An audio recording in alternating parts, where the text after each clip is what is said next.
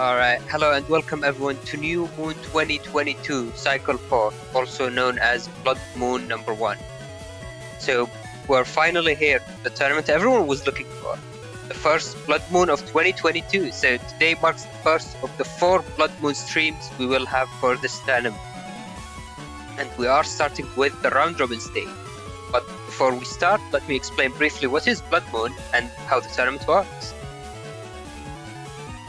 So normal New Moon is our weekly round robin tournament and we have public setups. So what that means is everyone can see everyone else's build after the tournament starts, and that's basically what our casters will be going through for each match. And Blood Moon is a different variation with a 4-week tournament, and 2 of these 4 weeks are the round robin stage and the final 2 are the top cut bracket. So this tournament we will have a top 8 bracket, and people advancing to the top 8 bracket will be decided based on the round robin stage. So part of what you see today might be deciding who you will see in the top cut bracket, which after that the winner of the Blood Moon will receive the special Moon Master role, which lasts until the next Blood Moon. So I guess we'll see how it plays out. And with all of that information out of the way, joining us on commentary today will be Neryth and SoulXCross. Hello guys! Hey guys, it's great to be here. Oh man, let's get this party started! And so before we go into the match setups, we did receive 3 donations just recently. So the first one is from Zay, who donated $10 saying, "I'm going to bed, but good luck, have fun." Thanks, Zay, and hope you have a restful sleep. The next donation that we did receive was from a very, very special person, even though they didn't leave a message. They left us with a $10 tip. Thank you so much, Aggron, for the donation. We greatly appreciate it. And Aggron's definitely one of my favorite Pokemon, so great choice in a name, by the way. And then last but not least, we also got one from Bitmuffin here with a great message here. I love this message. Oranges, tangerines, Satsumas, and clementines. The color I'll have for my N1GP name can be found in this clever rhyme. You guys are killing it. Thank you for your hard work. Thank you so much, Bitmuffin. We appreciate you. Yeah, thank you everyone for all of the generous donations. That, let's head into the setups for our first match for the day with playerzero vs SoulXCross. Alright, so we've got playerzero with the... This is A code.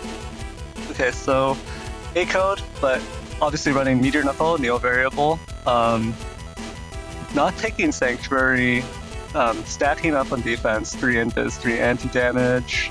And there's R code in there too for the uninstall, probably paired with a machine gun. Yeah, there's the machine gun 1, it's star code.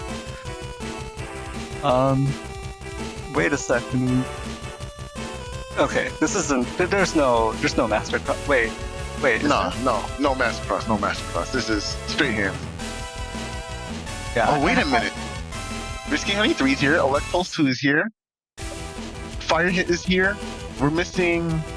Oh yeah, there's no. Oh no, wait, there is a Risky Honey. I think this is. Oh no, it's not. We're missing the Aqua Needles. There's no Aqua Needles. Whew. Oh, okay. Oh gosh, I didn't realize. Yeah, you scared me for a minute. And I played this match. Wait, hold up. Easy is saying in Twitch chat, people are always forgetting it's Pulse 3, not Pulse 2. So PZ's running Pulse 2. So yeah, no master cross here. There's the Pulse Rack combos, 3 racks, 3 Wind Racks, 3 Elect Pulse 2s. So there's that potential in these stout turns. And then yeah, there's just great chips in A code, honestly. The really good elemental mix. Yeah, it's a very great elemental mix here from PZ. I thought it was odd looking at it at first glance, but I think the right amount of chips have been added in. I really like the elemental coverage that he gets here, especially with the Wind Rack Pulse combos that are just there for some really great burst damage. And you generally play with a little bit of a lower HP pool in comparison to things like mod cards in this format. So those post combos really add up. Even if you have like recover 300s in your folder and like what 2200 HP, it comes in really clutch, especially when you want to control your opponent's movement. Yeah, and looking at Soul's setup on the right side here, Soul does not have recovery 300s and is running a 1450 HP Gregar setup with float shoes. So no air shoes here, but definitely not like a 2200 HP Gregar setup. So it's going to be probably pretty rough trying to deal with the nearly guaranteed damage output from the Pulse 2 Windrat combos. And Soul here is playing F-Code. So you see all the machine gun 3s, the magnums, so all of those really nice cursor chips. It's actually going to be pretty hard to stay in Erase Cross and get the boosted damage just because of how many wind racks playerzero is running. So if Soul can get like one good turn in with those machine gun 3s, then the value is going to be really crazy.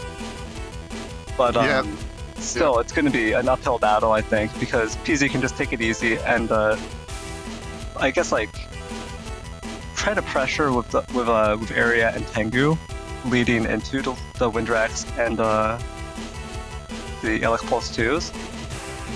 But I think the big issue here is just that Soul can never be sure in this matchup if it's going to be safe to go into Erase for a big cursor turn.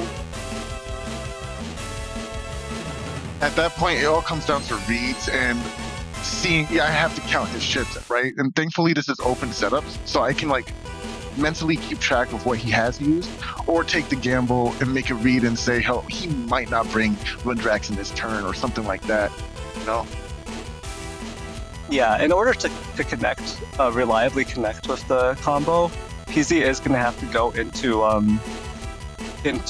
Beast. So that's still a resource that's going to be used here. On the other hand, Soul is running base, the legendary base, so I can't wait to see that get blocked by Broken. Wow! Yeah. Can't wait to see it. Can't wait to see playerzero step forward and the base just misses. You know. Hey, you know what? I'm a fan of base anomaly. So base is a nice choice. Wow. I like base over the other Gregar Gigas. Like I like it over Kernel Force, honestly. Even though I have to acknowledge that it's not as strong as Kernel Force, I like it more than Kernel Force. But I'm really a fan of base anomaly over base. Like if I had to choose between those two, I would choose the Balzar version. I'm not gonna lie to you. I love both base chips very much, but I completely understand why that is the case. First of all, base anomaly does way more damage, and it still has the same kill threshold, which is about 400 HP for a guaranteed kill. So it doesn't really change much, and even if you don't have the kill set up, you still do a lot of damage, right? Whereas with base, you only get the 480 out of it unless you have an attack plus 30 on top of it, or something to like back it up, maybe like a white capsule followed by a machine gun or some kind of setup like that, right? And if they're on top of a hole, they don't take damage either. I think if you're on top of a hole, you still get hit by the base anomaly because it goes over but it doesn't go through. But I'm not sure about that one. You know, Soul, I was thinking you might as well go all in with base and run double point just to use it with base. Double point. I thought about it. I really did, bro. The only problem I have with it is it's just like once you use double point, it's like, oh, he's gonna play base, and that's the one thing I hate about it is not being ambiguous. Like, I'd rather the attack plus 30 be there because you don't know. There's no telegraph play. You have to be like, oh, does he have it? You know? Yeah, I get you. But yeah, looking at the rest of your folder, you're actually sacrificing one anti-damage there. So you're running 3 invis, 2 anti-damage in the setup.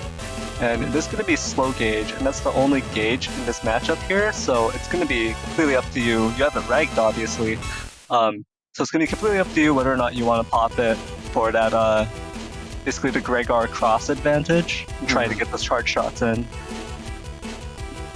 It's actually interesting that you bring that up because, speaking of gauges rather, I also played the full cust here. The mindset behind the full cust was just being able to escape a turn after doing some big damage, or after a setup has been used against me that I can try to escape from and maybe set up defenses for the next turn, because I realized that I would be in slow gauge a lot with this folder and not have burst damage immediately, especially since I don't have air shoes. It's not like I can just always consistently line up my charge shots. There might be a perma hole in the center. There might be, and I like Dragon in play, which is actually in play, that breaks my panels up and makes my movement funny, and I have to respect holes, right? Whereas with air shoes, you don't really have to do that. But because of that, I decided the full cust would allow me to just skip past a turn where I might be stuck in dead water, so to speak, and maybe set up a defensive play next turn or some kind of follow-up, which was the game plan here. Yeah, it's going to be interesting to see how these two white capsules also turn out for you, because if you can catch player zero off guard with them, then obviously that's going to open up a whole lot of damage on that turn.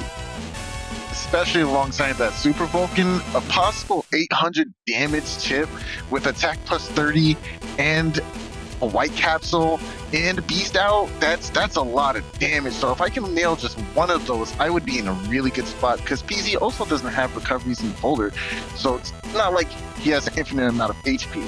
So who knows, we'll see what happens. Alright, with that, I think we can head right into the match.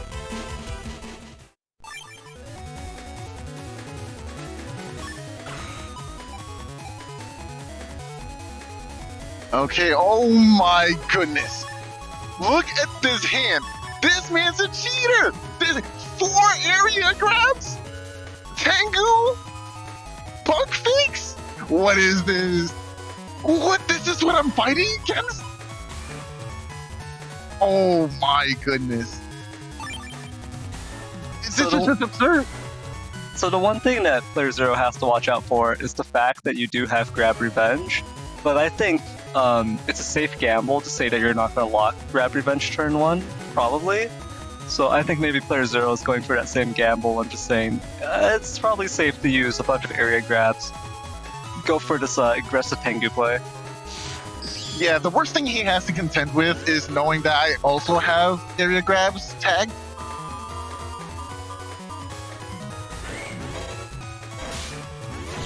Ooh, nice, I got a shot in here, dancing around. That float shoe is giving me a very good amount of value here, especially since I don't take any damage from them. Yeah, and it's a very interesting position here where PZ has chosen not to use the Judgment area grabs here, probably wanting to get the advantage in area play by waiting for you to area grab first, and then taking the area back with Judgment going right into the offensive play. Maybe PZ was also thinking that you would go for like a slow gauge turn 1. So PZ trying to make a read on my plays exactly and trying to get a punish out. So far, I get some decent damage in though, thanks to my charge shot, but that Buster, with the bug, it actually just completely ignores my anti-damage and procs it immediately, so now my defense isn't as, like, there to help. Yeah, you know, watching PZ spam his Buster there, I completely forgot. It just reminded me that he got bug fixed and popped at turn 1. Like, that possibility escaped my mind there for a second. Ooh, alright. See how PZ reacts to this. Nice, he's been holding on to this Judgment and these area grabs for so long now, finally getting rewarded for using them. Oh jeez, there's one more area grab in his hand. Ooh, very nice. Oh, 2 more! Very nice forward movement from Soul here in order to prevent a Tengu lock. Ooh, fortunately the Magnum doesn't connect.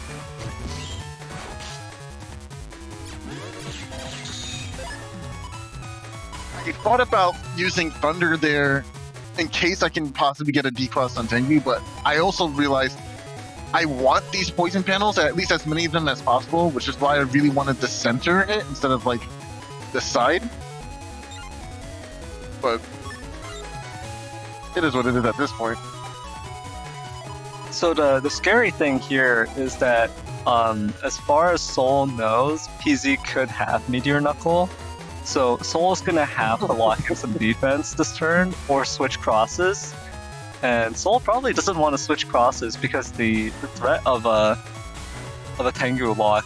Actually, did PZ use 3 area grabs or 4? No, this is his 4th area grab, right? Right here. Yes. And so there's still the threat of this final area grab here, and he already used 3 area grabs. And if this final area grab actually gets Soul locked into the back, it would be pretty lethal. Ooh. Nice. Able to get out of that turn immediately. I wanted to see what he would do, but I also wanted to quickly like move into the next turn so I could possibly go for a beast out or a different kind of follow-up. I was also curious if he'd change crosses as well, so Focus also giving you a lot of information, which is really nice.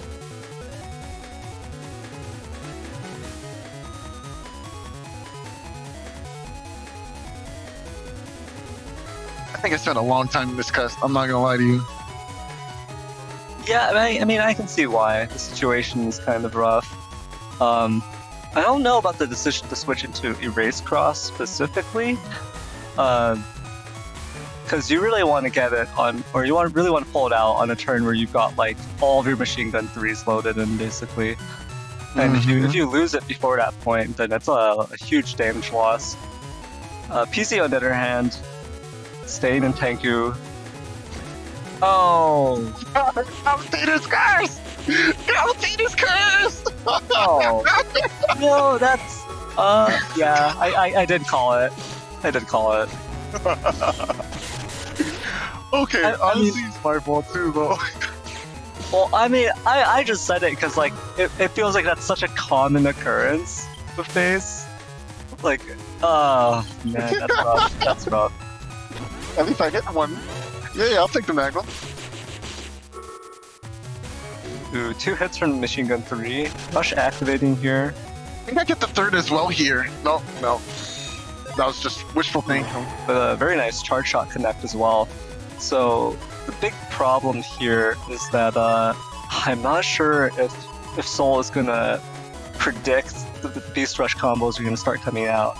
Getting caught with a wind rack here while in Erase is gonna be very painful. Ooh. Yeah, that invis is not gonna help. No help. Oh no! Oh my goodness! Is okay. My man fearlessly walked into my Super Vulcan and then walked out of it after taking 2 hits from the Super Vulcan with the anti-damage, chilling as if I did nothing at all. Like, what? Yeah, that was a tragic interaction. Okay, so what Thiago said in chat was that it was a frame-perfect movement? So there was like... I don't know how to explain. He said that, like, he walked forward at the frame-perfect time to, like, be hit and also move. It's really bizarre. Well, with that, playerzero takes that first game in the set. But yeah, I believe that's the case. I do think it is actually like a frame-perfect movement interaction. Because I remember seeing it before as well. I don't think it has to do with Beast necessarily. I think it's just it just has to do with the frames, the movement frames. Although I'm not 100% sure if it's only for Beast. Soul going to Erase Cross right off the bat here. Only PZ will open bug fix turn 1 both games in a row. You know what I'm saying? Yeah, it's a little bit unfair, but... Oh no, the 3rd hit does not land, unfortunately. still, 500 damage connecting. But PZ retaliates with a really quick... Was that a pulse until a fire hit 3 on grass? Yeah. I think that was definitely a misplay on my part. There was no reason for me to really walk forward, especially when I have a long range beam, so take notes and don't do what I did. Stay in the back, chill behind your rock, you're fine. Especially when you know your opponent has elect pulses.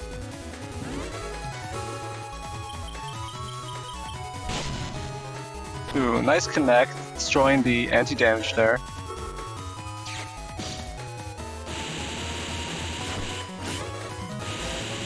Oh no. Yeah, I wanted that so bad.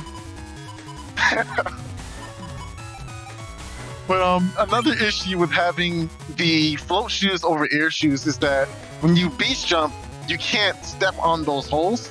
So it's really unfortunate that it happened in this case because PC stepped forward for a second and I just couldn't catch him.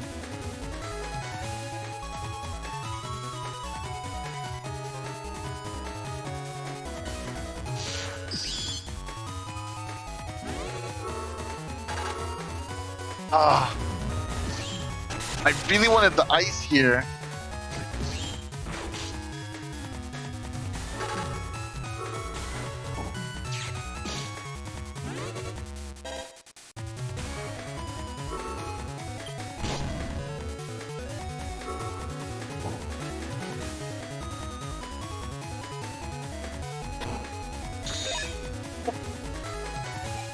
They're just chilling. I'm in a situation that I just literally can't move out of. So that Impus really saved my life there. But now that I see these knuckles, oh no, what's gonna happen? I'm expecting an 8-knuckle execute on your slash beast here. In fact, I'm expecting all of the knuckles to connect for maximum damage, even after you die. So the remaining knuckles hit you anyways. True. Just to make a statement. That'd be the It's always about the statement. Yeah.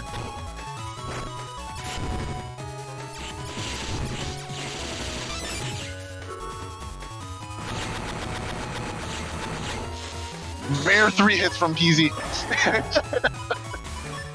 Yeah, I think 3 hits is the average on that position, actually. Wait. Yeah, It might be actually. I think it is. The biggest thing here is that I stayed in slash when I knew he had meteor knuckles in the back, so the best way to prevent that from happening is just changing your cross. Beast over had to happen here because if I didn't, I was for sure dead, and there was nothing I could do about it. But in this way, I was able to perhaps get rid of my base. Alright. Thank you. AI. Yeah, Thank you. AI is the gift that keeps on giving. Thank you. Oh, AI! Thank you for ending me right in front of my opponent with feathers. Thank you, AI. Okay, so this is definitely not Battle Network 4 or 5, where the AI will never be a crutch for you to lean on. It'll do good stuff. Don't get me wrong. But then that happens. Oh, Alright. true. Yo, Salad in a Twitch chat goes, so this is payback for when my Beast Over used Groundman SP on the Holy panel. You right. Oh, Alright, so well played to playerzero and SoulXCross. Before we head into the setups for our next match of the day, I believe we received 2 more donations. One from Midori, who donated $12 with the message, keep it up. Thank you, Midori. And Chocola donated $18 with no comment, I believe. But thank you, Chocola, as well. thank you guys so much for donating. That being said, let's hop on to the next match for today, which will be Josue versus Diamond Kite. Where's the Kite?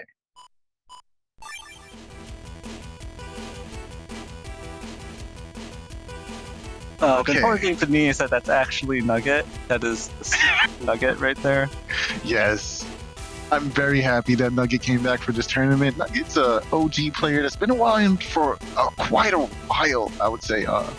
Very good player, very talented. In fact, this cuss that you're looking at right now is the variation. I used a variation of this cuss, which was the float shooters with rushes and HP plus 50.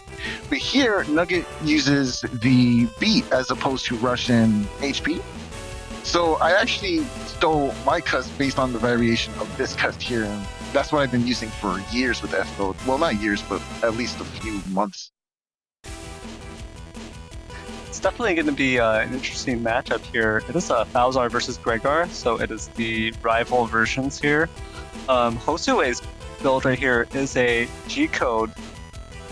So it's just like basically a straight G-code, really, with just the encode for Neo Variable and Meteor Knuckle. Pretty standard defensive array here as well. Oh wait, no. There's only one anti-damage actually. There's 3 invis, 1 anti-damage, 1 anti-recovery. So sacrificing 2 anti-damage potentially for a little bit more offense or utility potentially. There's this barrier 200, which will maybe make up for that a bit. Grab Revenge Z, but no Sanctuary. So what I'm noticing is that quite a few players are opting not to take Sanctuary as their splash defense option for this Blood Moon. So it's an interesting choice in my opinion. I also agree with that. I usually like, instead of the anti-damage, having the anti-navi as another way of just denying a huge damage source from the opponent. Because the 1 anti-damage, I don't know how reliable it can always be, but that navi, even if they know it's not an anti-damage, it still forces them to play in a specific way where they have to have the machine gun 2 beforehand in order to get a big combo off, you know what I mean? Or they have to buster it off. I mean, excuse me, they have to like charge shot it off, I guess. I don't know. You can't really do that, can you? It's Navi.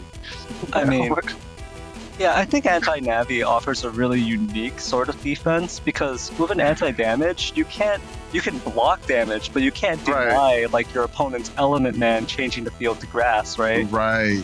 That's what I'm trying to say. With anti-navi, you can just steal it. You steal the anti-navi and then lock fire, and then your opponent, if they only had that one element man, then and that was what they were relying on to deal with holy panels or anything else, then that kind of defense where you can take your opponent's utility and trash it, that is that value is hard to assess, right?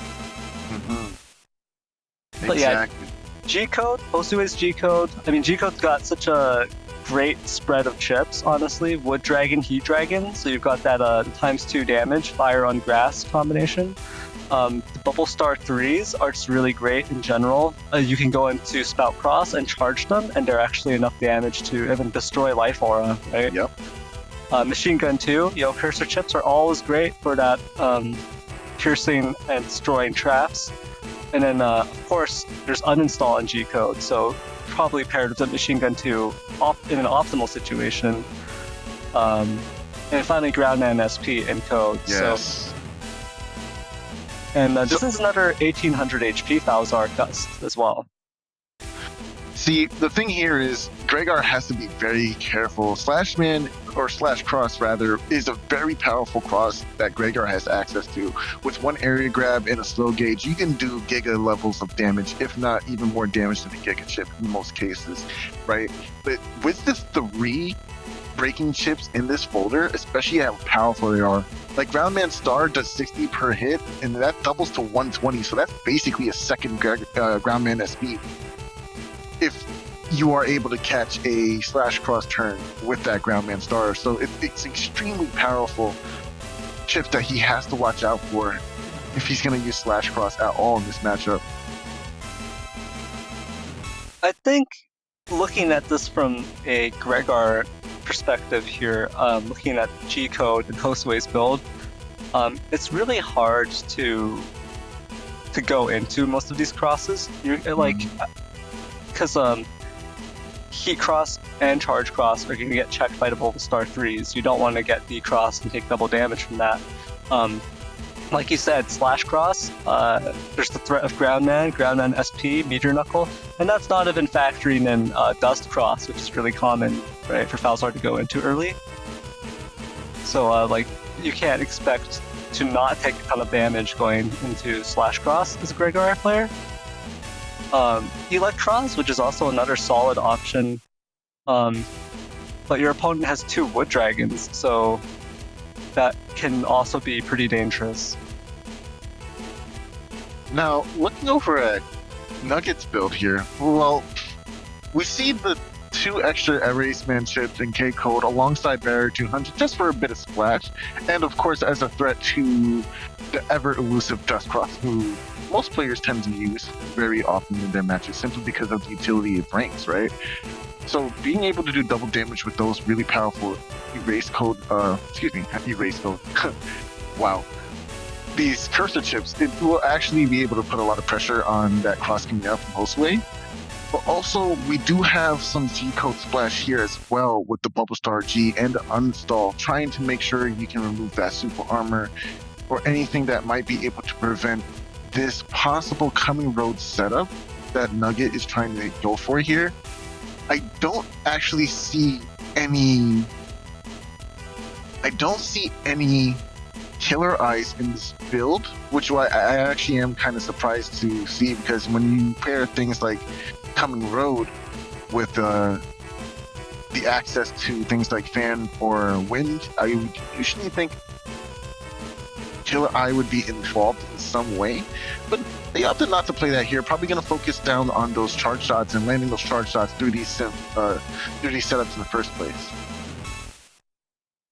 Yeah, and I think that's going to be a really interesting matchup here. Josue has the 1800 HP Falzar setup, while Diamond Kite has 1400 HP. And yeah, this is the same cusp that you ran, isn't it? Because yeah, like you already mentioned, but it's essentially the same. Mm-hmm. So there's the float shoes option here, but I am not really sure about. Well, actually, yeah. Wait, no. This is kind of interesting in that there's these 4 panel grabs for the back row access for the objects that Nugget wants to play here. But I think running panel grabs in place of area grabs is maybe.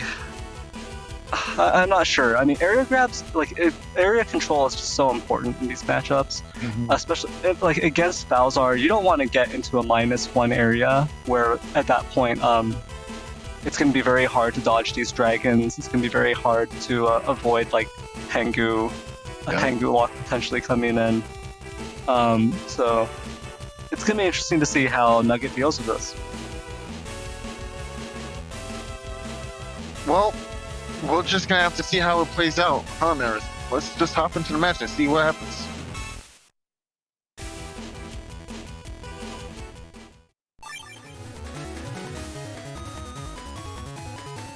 Wow, this is actually a really, really nice start with that Bubble Star in hand and a Heat Dragon on top of all these beautiful juicy grass panels.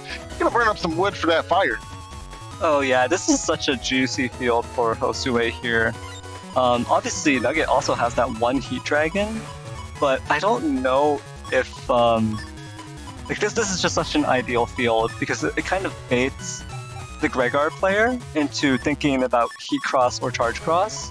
And Charge Cross starts are really common. Oh! So Nugget not taking the bait on the field and just going straight into Erase. Another valid play I like to see. Oh no! Both players trading bubbles, but it goes positive here for Josue, of course, because of the first barrier. Oh no! Walking into the charge shot! No, not like this! Players always remember, if you step forward or backward into a charge shot from Erase Cross, it does give you multiple instances of damage. Don't do that. Walk up and down, not forward or back. Oh wow, well, how many hits was that? Was that 2 hits or 3 hits? It looked like 3. I could be capping though. I mean, 13 to 80. Yeah, I think it was 2 hits actually. Oh, either way. yeah, that's a lot. That's a lot of damage to just randomly walk through. Yeah. But the turn is here, actually, yeah. Yeah, definitely Nugget here still on the back, but here losing so much HP so quickly. Basically losing 580 HP on first turn here because of all those super rocks and that heat dragon. I really like the bringing of anti-recovery here because you know your opponent's not playing any recovery chips. Might as well go for some of that breaking damage and chip charge it away and get some value out of it, especially on top of. Never mind. Oh, wow! All right, that. Oh no. Okay, and this is another reason why I don't really like the coming road strats because Battlestar can just ignore it for free, and it's so. Oh. It's so annoying sometimes. Oh wait, did the fanfare actually just block that beast thrust? Yes and no. So I think the bubble still went through the fanfare after destroying it, but the problem here is that the fanfare caused Josue to use up an invis in this time freeze counter instead of finishing a charge. So this barrier 200 is still sitting strong for Nugget here. Yeah. Oh, okay, yeah.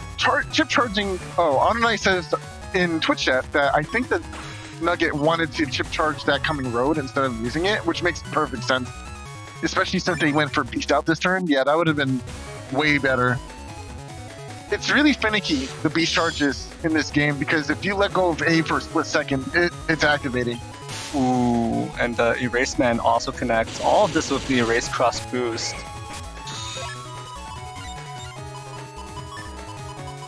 Josue still has to deal with this anti-damage that's up on Nugget's side of the board, but also has a serious amount of damage in hand. Can go for something like the machine gun and maybe some chip charges too, even though Windrak here is really good, but I would be careful. I think there's only one Windrak in this entire folder, and you're already in Tango Cross. Life Aura is still on the table, and you don't want to kind of be like camped by Life Aura, so let's see what happens. Yeah, and I think a huge issue here is actually that it's not just Tango Cross, it's Tango Beast. Oh, jeez. Oh, nice counter hit. Oh, wow, and immediately the tables have turned. Nugget now in a decent spot. Waiting for this invis to end, and oh, right at the end of the turn. Only 5 points different. Oh my goodness, this is 2-10. Going for Meteor Knuckle is one of the best ways to get for a kill here. Maybe pressure with Tomahawk Cross Start Shot, because you don't want the opponent to be flashing at all in this situation. Going full defense is actually pretty good too, but I definitely think going for a cross here, maybe Aqua Cross if anything. Ooh, I would have got juked. I think Tomahawk Cross was the safest option here because with Wood Dragons, even though you don't have your Windrak anymore, you can still break the Life Aura on that turn. Oh. And Josue does not want to step up here. There goes the Life Aura as well. Oh, and nice! The setup is here! Barrier's gone, no defense is left. Tomahawks to chip... Okay, not chip charge, but going into Tomahawk Cross and charging that grass dragon, or wood dragon, excuse me, to do double damage on the Life Aura would remove it. Oh, this is really tough.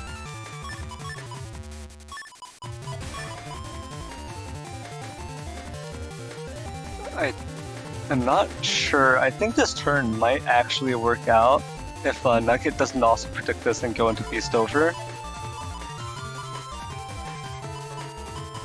I'm not... Oh, Beast Over is so scary here. Were they not left flashing at the end of the turn?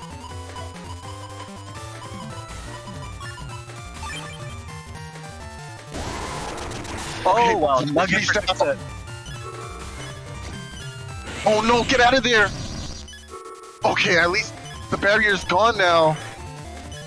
But the anti-damage is still there. It's still being a threat. It's still something I have to deal with, but no more Kernel Forces on the table. That's actually really convenient.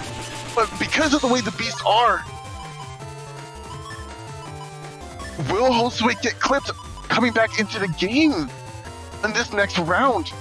The Beast Buster from Gregor is extremely scary, and you can get hit with the very end of it, even though the turn ends. Oh man, Josue has such a nice selection of chips here. But yeah, the Beast Vulcan, the Gregor Vulcan finishes him off in the previous turn. Wow, such an intense game for game one? Sheesh! Wow! Well played, wow! We're here for game two, let's get it! Shoot! Oh my gosh! The same opening play here too with the Bubble Star into full cast. I really like this play, even though there's Sanctuary panels that could have the damage. But pressing the opponent into a situation where they either cross or stay bubbled is always a good thing, especially when you're ending the turn. So I like the idea of going for this first turn advantage in that way.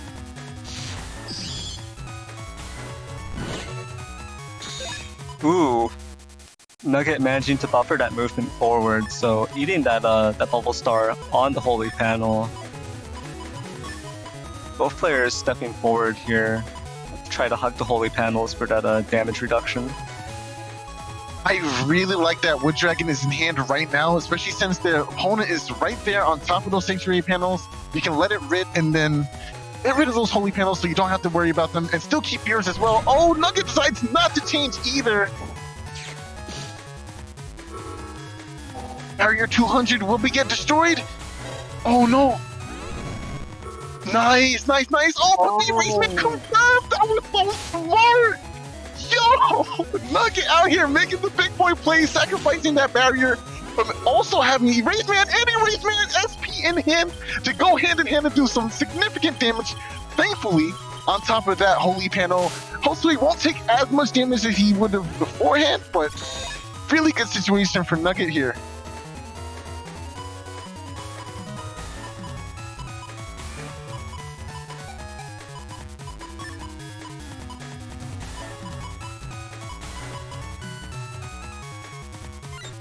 That was such an explosive turn. I don't even know what to say at this point.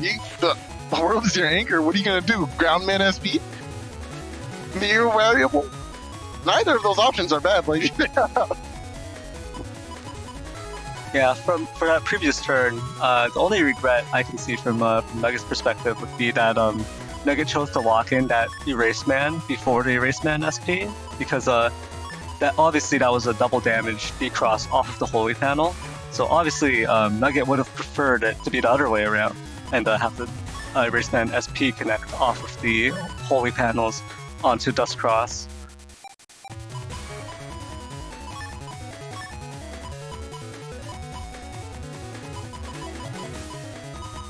Josue here mulling over these options and this specific chip order. I think this order was actually pretty nice. And there's the slash. Oh no! Not the turn you wanted to see it, especially since you know your opponent has these ground man that you haven't seen any of yet. Oh no! Oh my gosh! That's basically a baby Meteor Knuckle.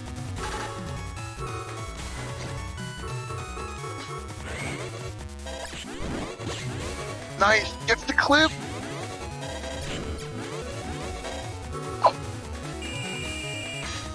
Josue dancing on this Holy Panel. The no game, the no mind mix up, no mix up. Nugget does all the time where he just stands there and just starts charge shotting. And it's a no mix up because you just think, is he gonna move down now? Maybe I should step up. But what if he just stays there? He did that twice. I think he's gonna go down now. You get clipped. It's the funniest thing, man. Yeah, that was a really good attempt from Nugget there to trap Josue, because if that fan had actually dropped onto that Holy Panel there, Josue would have been stuck on the top row, and that would have actually prevented Josue from stepping back. So that would have actually been a row trap right there. Oh! Nice. Collision there, gonna go ahead and block that Beast Rush. Oh no, the Erase Man does connect here, and there's a Neo variable coming out. Cross slash. Ooh, excellent damage. That should have been killed, no? I guess it doesn't do 2 times the instance of damage, so. Nice! using the fanfare not just as cover, but to block these feathers. That will buy him a whole turn. If he's lucky. Oh. Yeah, unfortunately, even with that attack 1 Bowser Feather Buster, the fanfare eventually went down.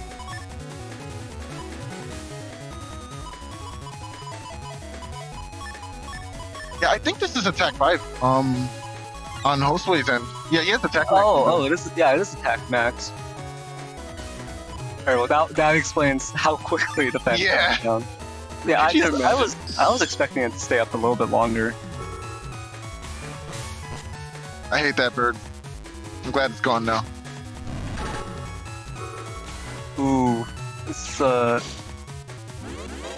yeah, that was a very fortuitous time freeze interaction there for Nugget, giving him the time to react to that Wood Dragon. Ooh, okay, now we know that that trap is an anti-damage, but losing your trap and taking 200 is such an deadly. Oh no. Nugget, yeah, that was a little on for that Erase Man EX follow-up. That one was rough.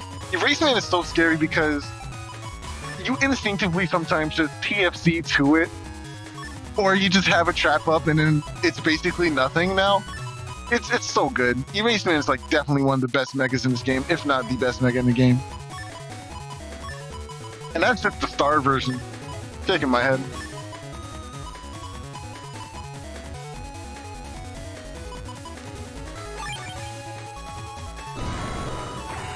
Okay, trying to use cursor to break that trap that's on the enemy here. Sanctuary is gonna nerf some of that damage, but the focus, once again coming in clutch to end a turn of Beast and get into your next turn as well. Now Element Man is in hand, can go ahead and go for a Element Grab here to remove all those Sanctuary panels, and maybe even try to set something up with Tengu here. There's not enough panel grabs. We need at least one more. Yeah.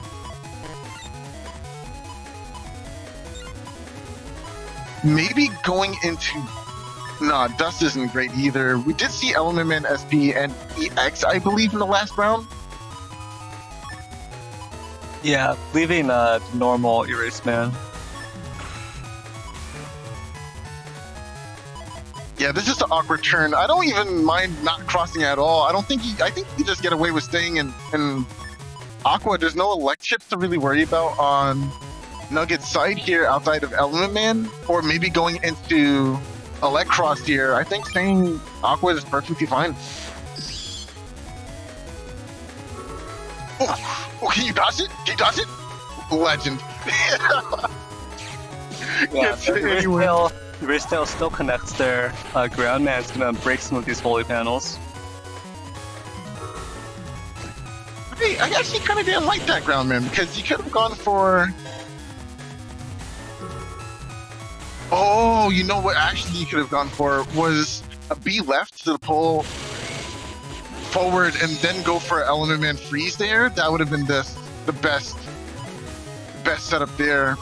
It's kind of tricky to land that though, I'm not gonna lie. Kind of a risky position here actually for Josue. But with this Bubble Star 3, that would check any attempt to go into Heat Beast here. A cunning road coming out of this turn. Oh, but the Beast out would have invalidated that, so that's fine too. Nice, Judgment will lock you in place. I don't think you're gonna have enough time to chip charge because of this push. Oh, there was enough time. Double D cross here, not bad, not bad. Nugget still on the back foot though with the lower amount of HP, about 200 give or take.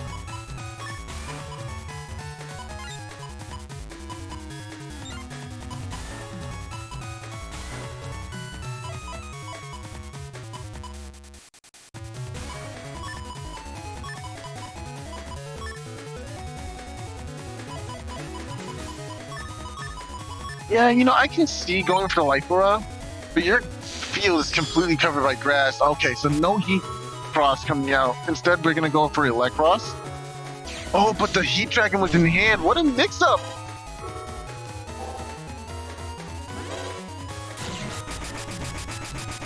Nice, avoiding most of that damage by walking forward, too.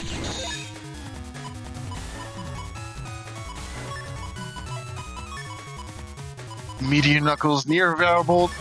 PZ's favorite combo in hand. Definitely going to do a lot of damage. I don't think going into a cross is necessary here. You kind of already have what you need. And you want to save those crosses, those resources for later after the beast out. Especially since there's only one turn left. Really smart decision there from Josue.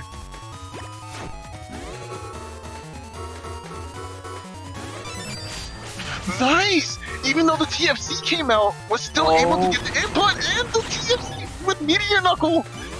Nice! But the anti-sword denied it anyway. That was beautiful. 165 HP, can't move, but the panels have returned, and Flow Shoes will guarantee that that back panel doesn't get broken.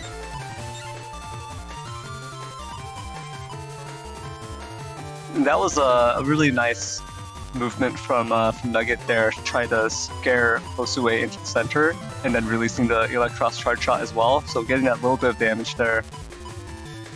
But Josue does have lethal potential here with the Wind Rack into a Groundman SP, or a Wind Rack into a Wood Dragon as well.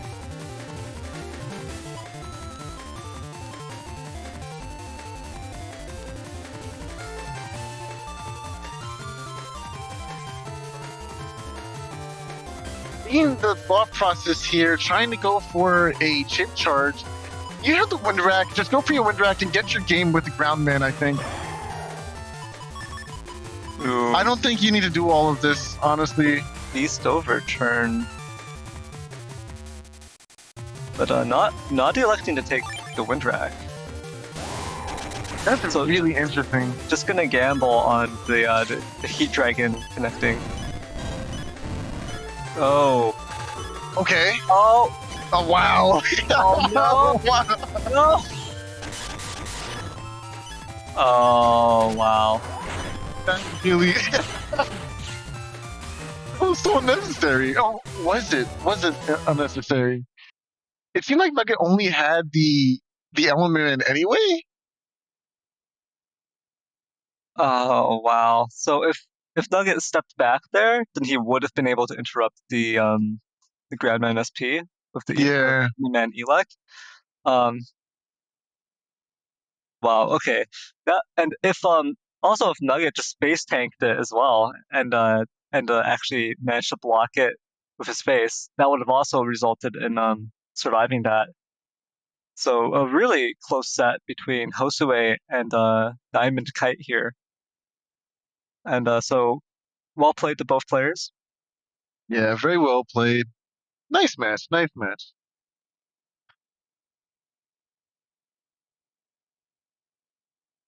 And with that, I think we can head into setups for our next set of the day, which is playerzero versus Dorman. Dorman, oh man, one of my favorite players. Such a great guy, man. Gonna be seeing him pairing up against the resident demon of the server, though. I'm sure.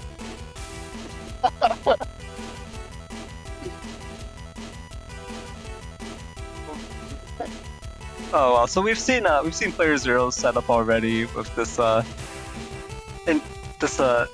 Meteor Knuckle 8 code, and you know, bug fix and uninstall and life aura are all actually at the top of the folder as well, so in terms of chip order. So playerzero really stacking it this Blood Moon. playerzero really gunning for first place with this reordering the folder specifically for this chip to the top as well. And so it's an 1800 HP Balzar setup with the bugged buster as well. On Dorman's side, we see this is a so this is a 2200 HP Gregar setup. The pretty standard chonk Gregar, so attack max, charge max as well. And it's Biko. So I remember we saw this type of build. We saw this type of like Rhaegar build quite often, not too long ago, just last year. I think with Action Wave, a lot of people were running this type of build. So I haven't seen it in some time, and it's going to be interesting to see how it plays out here. You've got the high boomers and the fire hit 3s in B code, obviously. So, and then on top of that, you've got the 3 machine gun 3s. So there's a lot of heavy hitting ships in B code. Protoman SP, Blastman SP. So you have that anti-Falzar tech, and then and you have the full Gundel Force combo here, but there's no attack plus 30 to back up the Colonel Force. One thing I want to point out, well, 2 things I want to point out now, actually, now that I looked at this folder a little bit more carefully. The first thing, I kind of like the high boomer fire hit combo a bit more in Falzar because of the ability to chip charge those really nice and meaty high boomers for ×2 damage, which does slightly more damage than the plus 50 you would get from Heat Cross on the fire hit, simply because you hit ×2 twice as opposed to only once. But that aside, I think B code really works pretty well with Rhaegar. The machine gun 3s are extremely good. Like, I don't know. I think if you're playing Rhaegar and there's machine gun 3 in the code you're choosing, there's no reason not to choose 3 of those things, right? It's kind of same thing with like Magnum. Like, you should just take those. They're really strong. But the other thing I wanted to point out is bringing Recover 200 Qs instead of Recover 300s out of code, which is slightly interesting because it now gives you the ability to maybe bring some recovery after that big turn on the Colonel Force, or maybe after a Grab Revenge going for some quick recovery. It's nice to see it on code. Recover 200 isn't generally seen as that good in comparison to Recover 300, but I still think it's really nice, especially if it's on code. It's still Recover 200, you know? And if you change it into damage as Beast, you're still doing 200 damage, so it's a dividend of 200 no matter how you put it. Yeah, and I feel like it's been a little while since I've seen Chalk Rhaegar in action as well, so I'm kind of looking forward to this as well. Obviously, Dorman is going to have to watch out for that nasty Meteor Knuckle. You don't want to get caught out in SoulXCross. playerzero, we're going to see the Meteor Knuckle turn 2, bro. We're going to see the bug fix turn 1, bro. Yeah, definitely. But with A code in action here, there's so much elemental threat going in both directions, honestly. Dorman also has a bunch of tools to deal with the more common Falzar crosses. So it's going in both directions. So it should be a very volatile matchup. And yeah, I think with that, we can jump right into the set.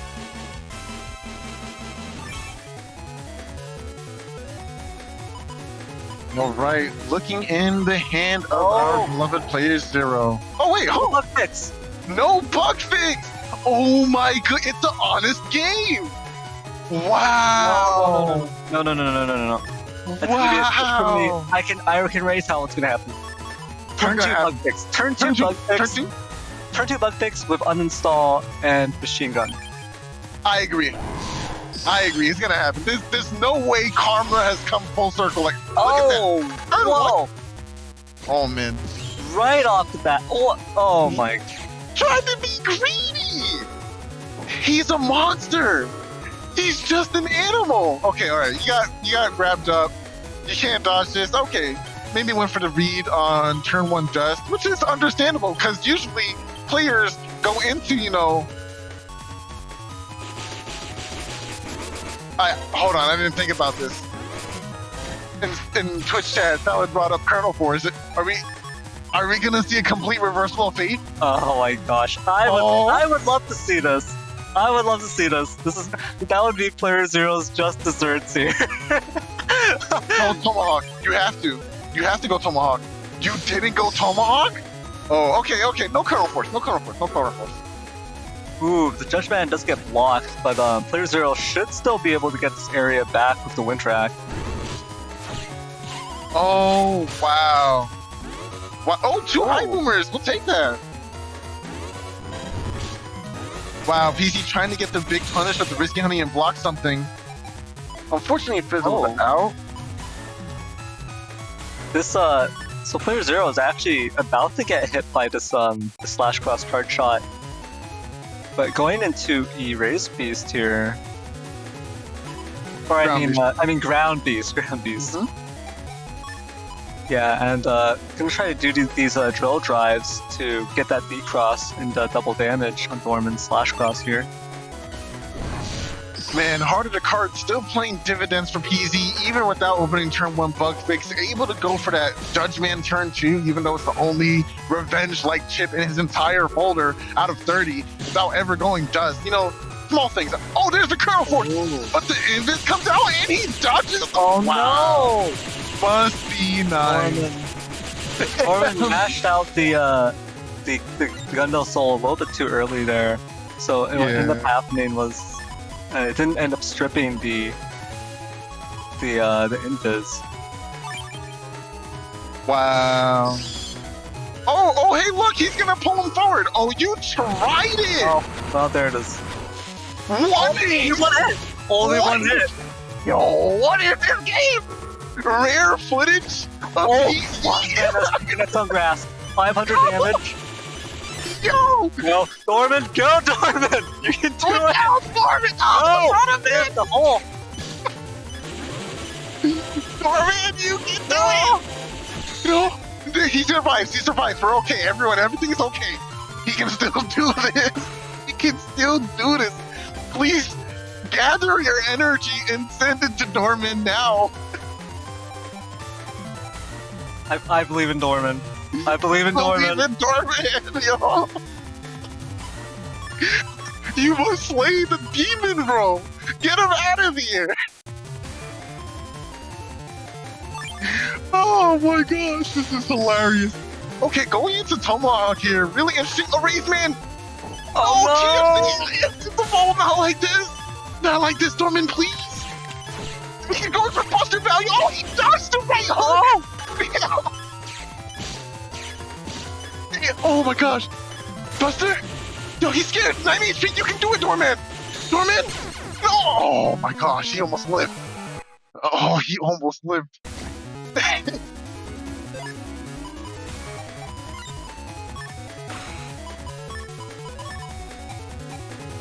He's trying to live. Oh my goodness, my heart. I can't take it. Oh my gosh.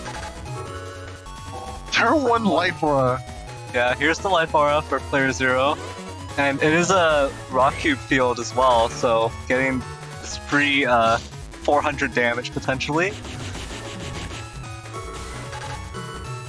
Nice! Okay, going for the Photo Man here, we'll deal with this barrier. Gonna take 100 damage for it though, not too bad. But can't dodge the Rock Cube. Oh, wait, yeah, flashing. Can.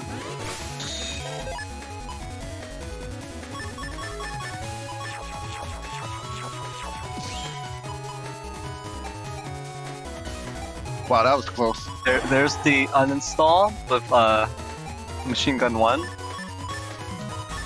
But instead gonna go for a D-Cross turn. Don't want to suffer through Erase Beast, potentially. Yo, hold up. Can you do it? He touched it! Not the second time. Oh, nice, blocking, good defense. Yeah, blocking the Spoutman SP is huge though. Yo, hold on. On YouTube chat, Getsugaru says, at N1 Grand Prix, I don't care if PC is seen as a demon to the server, semicolon. This is a clear bias against PC, and I am shocked by this slanderous behavior. Bias? Bias? Bias? Accusing the cast is bias? That's crazy. Can't be me. Yo, in Twitch chat, Nero 5XL, I'm with that guy. That's crazy! That's crazy! No way! They're against us! Here it is. Here is the Meanwhile, bug fix. So here we go. Erase Man, yep, Neo variable, yep, into bug fix, it's yep, a bug fix. yep, yep. This is your king.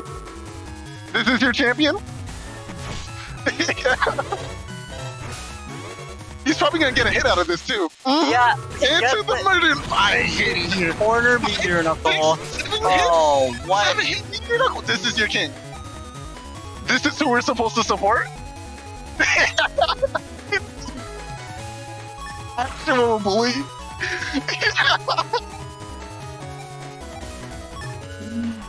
Oh, wow. Okay. You know, Getsugaru in YouTube chat saying they're clearly favoring one competitor over the other. All I have to say to defend myself here is that Dorman has us on his side. I'll admit it. playerzero has the playerzero universe on his side. It's like correct. So I Correct. mean, I think Dorman needs the support. What is but 2 commentators to the entire universe? Look at this. Look at this. Oh, he got his last man. 1K. Oh, it's not 1K. Yeah, Well, alright. okay. There it is. Yeah, it was 750, yeah. So this goes into game 3.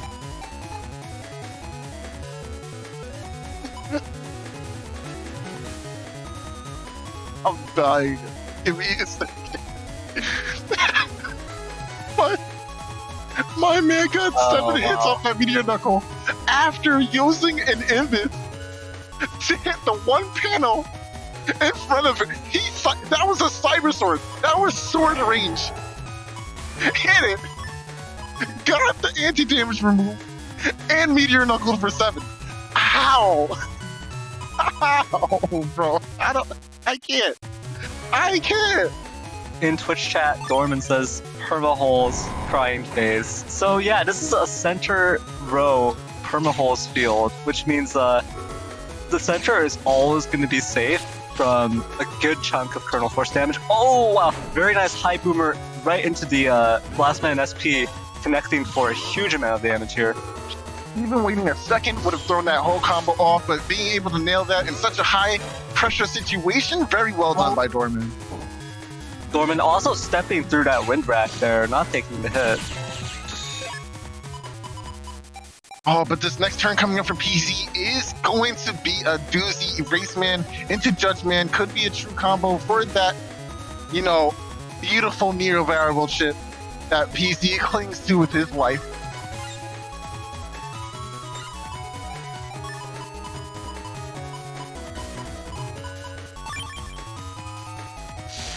Yeah, stepping up will actually guarantee this for PZ, and he gets it. But it's 3 frame. Oh, that wasn't Erase Man. But the books will deal with this anti-damage, so it's still not safe yet. Are we gonna wait for a charge shot? No, just goes for it immediately. Oh no. That was such an ill-timed invis right there. It was just a little bit earlier. It would have blocked that Neo variable. Oh no, and the Erase Man. The Erase Man connects for PZ here, but there's no follow-up. How did he dodge that? How? How did he move out of the way right in front of his... That laser beam was on his panel. How? Yeah, really clean movement from PZ there, stepping up and just dodging that erase beam. Oh no. Oh boy. Oh boy. And this coming out after that barrage of attacks is actually better for Dorman here because he is able to end the turn with defenses up as opposed to getting that invis eaten up by the Elect Pulse 2 there.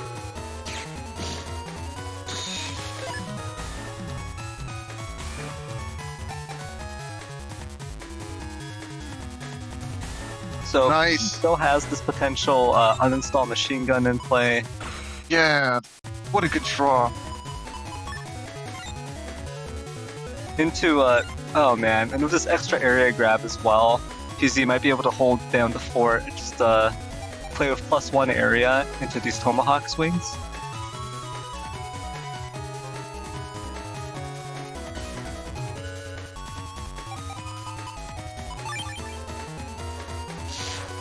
Nice, a change to cross. Oh, a good cross to change to as well. Unfortunately, camping that perma hole is going to mean that you can deny all the charge shots. Fortunately, though, Judgment will take care of that panel issue. Another trap goes up. Nice, avoid that. Oh, the right there, man, and trap. And there's the bug fix. Wow.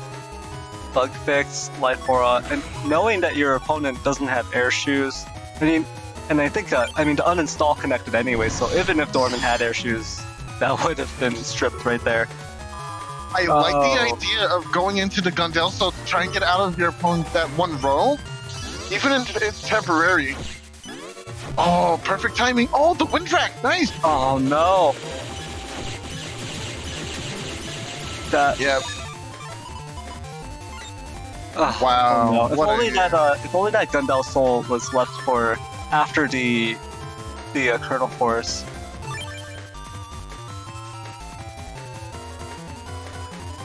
And yeah, Salad in Twitch chat calling out the rapid Buster Jam procs right there. He got three frames. 3 frames? Okay, what's the follow-up? It has to be something crazy. It has to be letting it time out for that moment. Grab revenge, Meteor Knuckle, no TFC. 3 hits.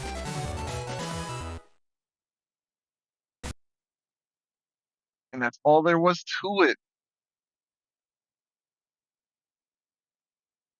Man, what an intense game that was. Whoa. PZ is insane, dude. Wow. Man. Yeah, well played to playerzero and Dorman both.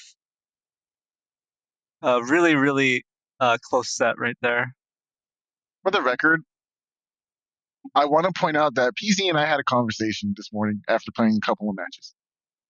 And he lamented. He said, oh, man, dude, now the stream's going to see my misplays. Oh, man, I can't believe it. And I'm looking at this match like, where? Where? What misplay? How? PZ kills me, bro. GG to both players, though. That was an excellent match. Yeah, and with that, I think we can head into the setups for our next match of the day, which is Symes versus Diamond Kite. All right. This is going to be another great match. We've seen Nugget already here, or Diamond Kite here, but this is Symes' first match for the day, so this is going to be rather interesting, seeing that it's another B-code setup, but this time going up with 2 Geddons in the build, but no uninstall. It's an interesting choice here. So this is the 1500 HP Air Shoes Gregor build. And yeah, like you mentioned, double Geddon, but no uninstall to make sure that your opponent can't get access to their own Air Shoes. And it's B-code Gregor, so... I often think to myself, if it's worth bringing both Geddons without uninstall somewhere in the folder, right? And the reason why I think about it in that way is because if you play against another Gregor matchup, they have shoes, or air shoes specifically, those Geddons lose out on the value of being able to trap. But what I want to point out to contradict that, or to combat that mindset, is that you can still chip charge those Geddons for damage if you're in Beast Out, right? So you will always get the value out of Geddon either through the Beast Out or through the actual practical use. You can even use it to defend yourself against enemy kernel forces, which isn't played here, which might be something that Symes is going to be looking for to try and just beat out that kernel force before he even has to think about dealing with it.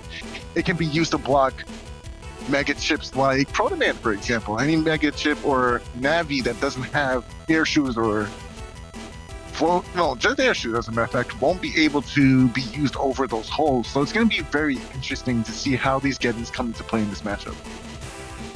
Yeah, and I want to chime in here and say that I don't think bringing the Gettons is ever a wasted choice, because especially in Gregor, you can always beast charge it, right? So even in a matchup where your opponent has air shoes, you don't have uninstall, at the very least you can convert it into damage or use it to break through life aura and so on and so forth, along with the utility that you mentioned of being able to shut down Kernel Force potentially. So just a really good both offensive and defensive option in Getton.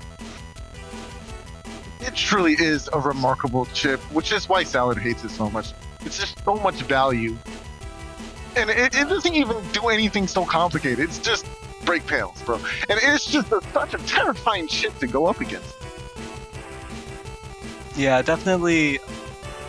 It can be quite a problem for Gregor players who don't have access to air shoes from crosses or your beast. So watching this match, we're gonna have to see how Nugget deals with this. And we have seen Nugget's build already earlier today. It is this G code with the K. G. Well, this is like both G and K.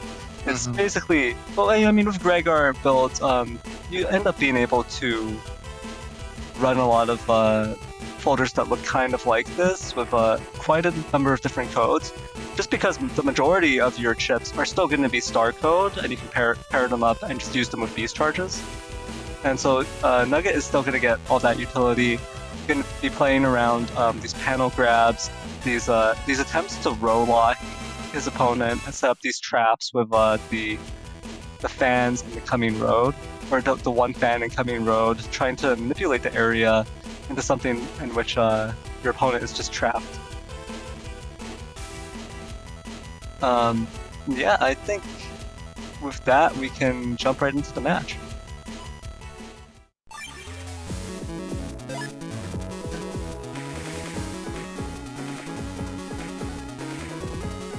You know, it's so strange seeing these relatively low HP Gregor builds facing each other.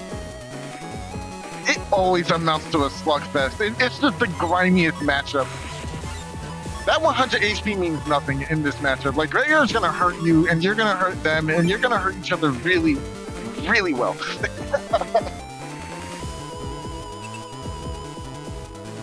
Yeah, definitely. I'm expecting a really volatile, really high damage matchup here. Both players just slugging it out, trying to get in that fatal blow on the other player. Absolutely. The biggest difference here being that Symes does have those recovered 300s.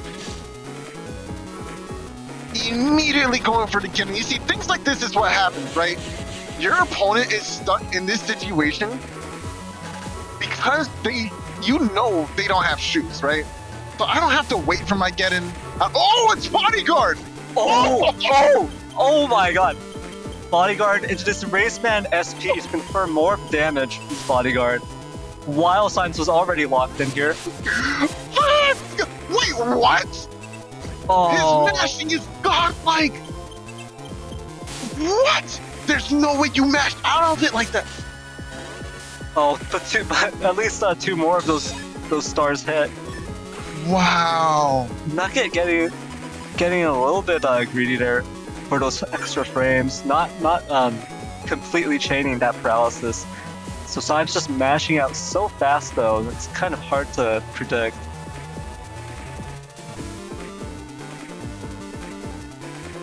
That was wow. That blew my mind.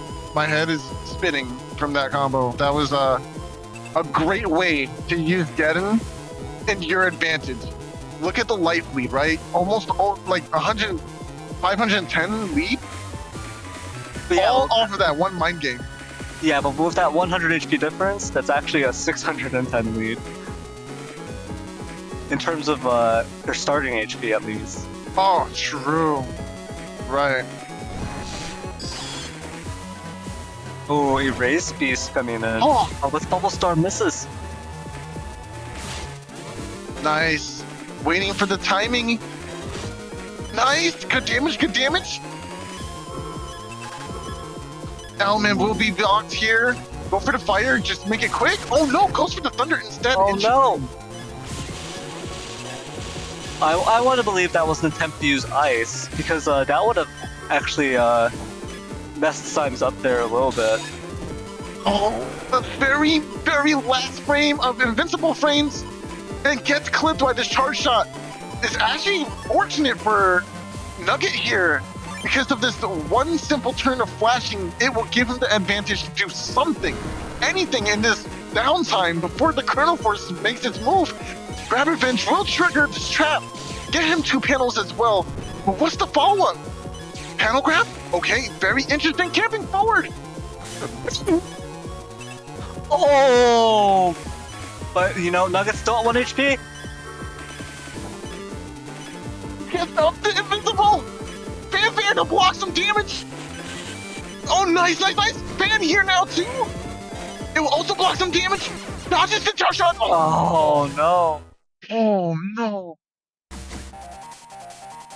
The Gregor Vulcan ends up closing it out for Symes there in this first match. That was game 1. Incredibly close right there. Oh my gosh. He should have believed in the fanfare for just a little bit longer. Leave it on board because Symes had to deal with it to do anything. Then drop the fan down because you would have been able to use that buffer for just a little bit more longevity.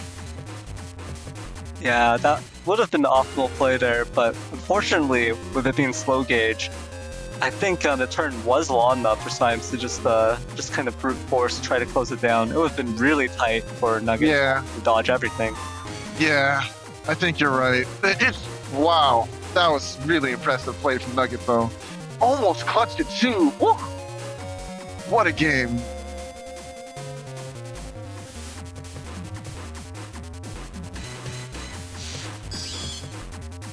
Nice. I like these choices and crosses here. Panel grab gonna go ahead and disrupt some movement. Oh, but not enough movement. Ooh. Oh, the trap! Go ahead, destroy it. Oh wow. Oh wow. What an adjustment by Symes! That was amazing. Oh my gosh! And then you said that was excellent play from Symes there. That was beautiful. Yo, my man said. Unfortunately, there is that Geddon. Yeah. Geddon here to fund police as per usual. Nothing to see here. If my man almost charge tackled that fanfare and got trapped, but the Geddon was gonna save him regardless. So I guess it didn't matter, but the way he yeeted himself out of that situation was so funny. He was like, oh, no. That was great. Thank you for that moment, son.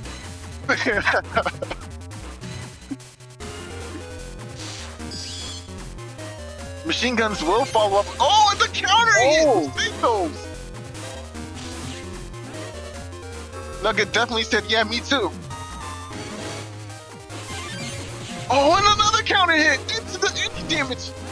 Nice trap. No follow-up. Gonna get a charge shot, though.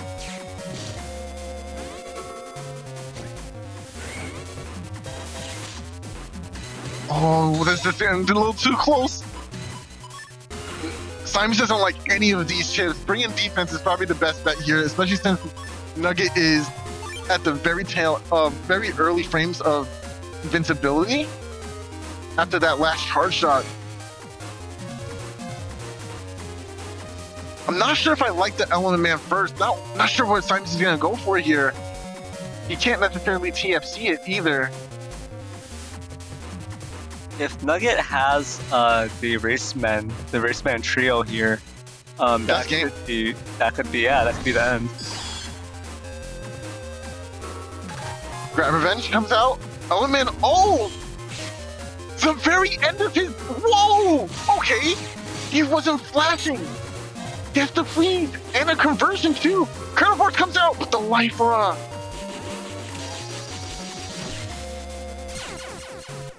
Oh.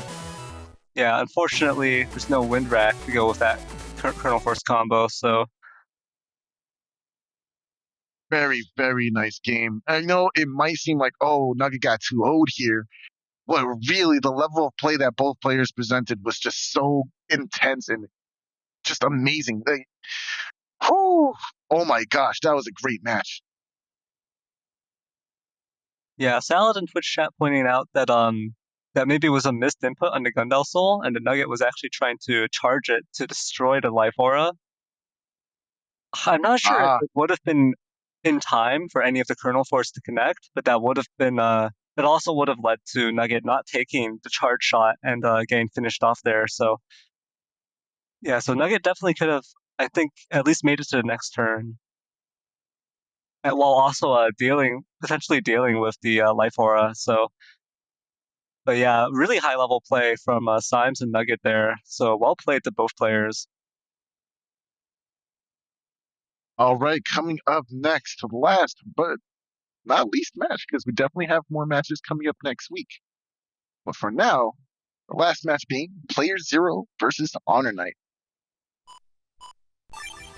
So I think this is our first time seeing HonorNite this stream, and we're seeing this Gregar. Oh wow! So HonorNite playing Gregar here. So playerzero playing this A code. We've seen it earlier today. HonorNite's build here. It looks like good stuff folder. That's exactly what this looks like to me. This looks so... I mean, it's a Bug Rise sword, but let's get this out of the way. It's a Bug Rise sword build, so... I don't want to put it like this, but...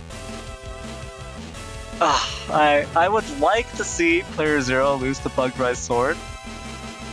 But you know what? I'm gonna send HonorNite all my energy here. Wow, right from jump. Because Bug Rise sword is such a... niche. Yeah. Underappreciated Giga. I mean, because you know, how do you compare it to Kernel Force? How do you compare it to its equivalent to Bug Death Thunder in Bowsar, right? It just doesn't have that same punch. It's not pulling the same weight. But you know, I want to see it succeed. The other problem with it is if we even go back, looking back to Infinite D's tournament from a few weeks ago, and Salad playing Bug Riser Sword and never drawing it early enough for it to like actually push momentum, and that's a big thing that you run into. However, the true thing here is that we have Slash Cross. We actually have a charge shot that we can use to take advantage of the early area that we get. But obviously, the Bug Riser Sword is the main win condition here and what we want to see as early as possible. Unlike Bowser, we don't have Dust that can just roll chips to the back of the bus and get some new hands, you know? So it's really tough here in this situation. I think, so HonorNite opted for a charge +1 instead of charge max in this Navicust. And that might compound issues if HonorNite can't hold the Bug Rise sword early enough, because, you know, your slower Buster charging is going to impact your trades against playerzero. So it's going to be interesting to see. You know, I want to see the Bug Rise sword do something. It's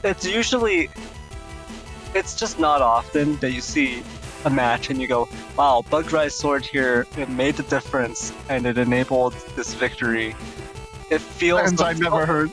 It feels like so often you see Bug Rise sword and it's like the last chip in the Gregar player's folder because they didn't have the luxury of dust picking for it. And then it's just like, alright, it's the final chip, and both players are low on HP, and Bug Rise Sword, unlike Bug Death Thunder, doesn't paralyze your opponent, so instead you're left with your opponent flashing from the Bug Rise Sword. and then it's just like, that's not a situation you want to be in when both players are critically low on HP, right? Exactly. Well, without further ado, we can talk about it all day, but still gotta watch the results, so let's spin the tape.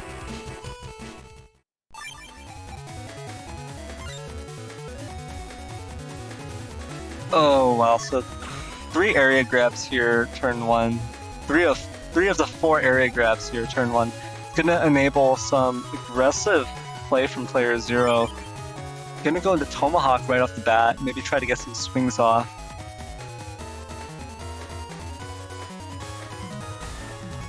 And what we didn't mention is that HonorNite doesn't have that much elemental threat in that folder. So a lot of it is null chips that are going to be charged in terms of beast charges. But and then obviously the utility from them is also really great. But not having that elemental threat means there is only one option HonorNite has to take care of Tomahawk Cross really early, and that's Element Man. And you don't generally see Element Man get used early. But let's see what happens here. So HonorNite does go into Charge Cross, but if player 0 doesn't want to be reached, HonorNite's not going to reach him here. Yeah, definitely not. We see these. Oh, what the? Oh, these shocks. PC rolling the dice and just getting gold every time, bro. So I think that was 4 Buster Jam procs connecting. Ooh! Yeah, very nice exchange here. HonorNite getting all of this area back and popping anti-damage. Oh, okay, HonorNite. Okay. I'm sorry, King. I misspoke.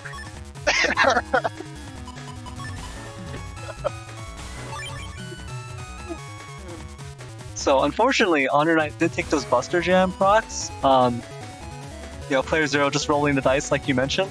But that end of turn exchange was very nice for HonorNite's area situation.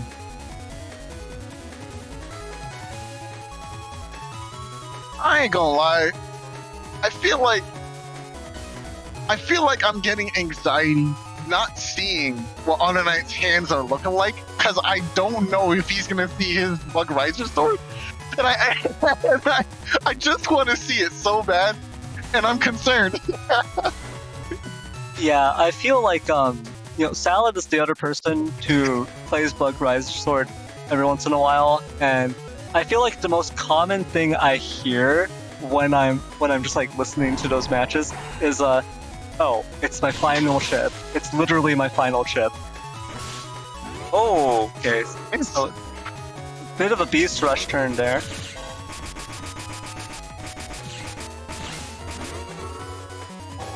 Life Aura finally goes up, seeing that there's nothing really coming out of PZ's side here, just going for it unembedded.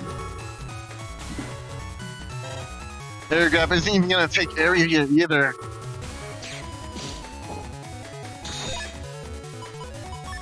There's the bug fix.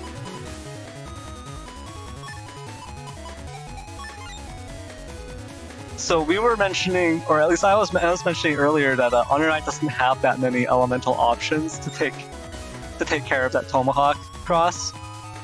And I think during that Beast Rush combo, during that exchange, it was actually the collision damage from Charge Cross, as in like Charge Cross, that 10 damage collision that actually decrossed Tomahawk. Excuse me, 20 damage, sir? Yeah.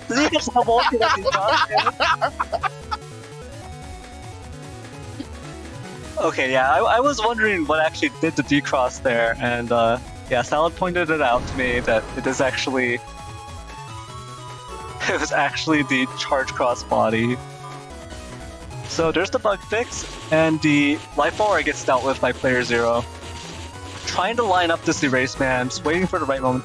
Oh, and it does come through, but there's this barrier 200 now, so that's going to block the fire hit. Oh, and the Erase Man SP from HonorNite does not connect.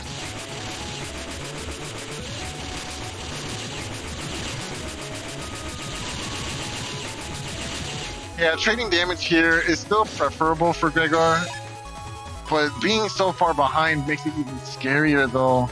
Especially when you know that Beast Rush combo and a possible Aqua Sword, or maybe Aquaman SP is still in the back of the game. Like, what a tough situation to be in for HonorNite here. Ooh, yeah, this Spout SP is going to get carried into the turn, and it is going to be very hard to deal with. HonorNite is not going to be allowed to load up the defense and sit on it. So HonorNite's going to have a time freeze ready to block this because playerzero has an Elec +2 right before Spout SP. So that would deal with both invis and anti-damage at the same time.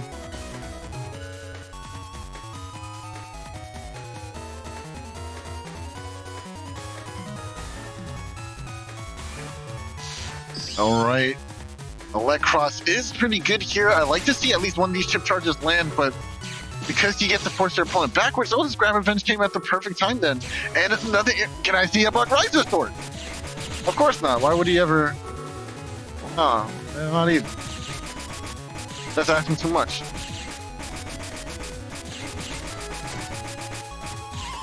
Wow, HonorNite just having to sit pretty just this whole time. All because you just didn't draw your sword. That's crazy. Oh, nice!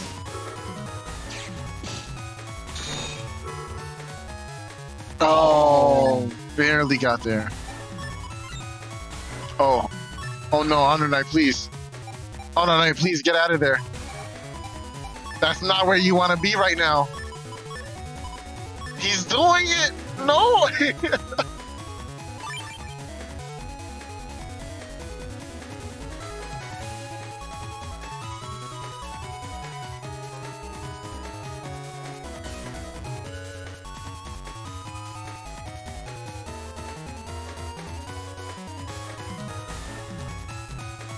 I'm really scared for HonorNite in this upcoming turn.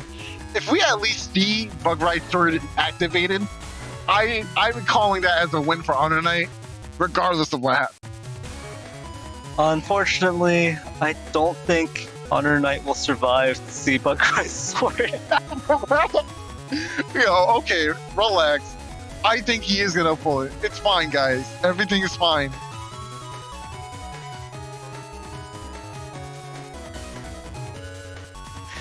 I mean, if he pulls it, yeah, he just needs to connect 5 Bug Rider Swords here to bring PZ to 1 HP.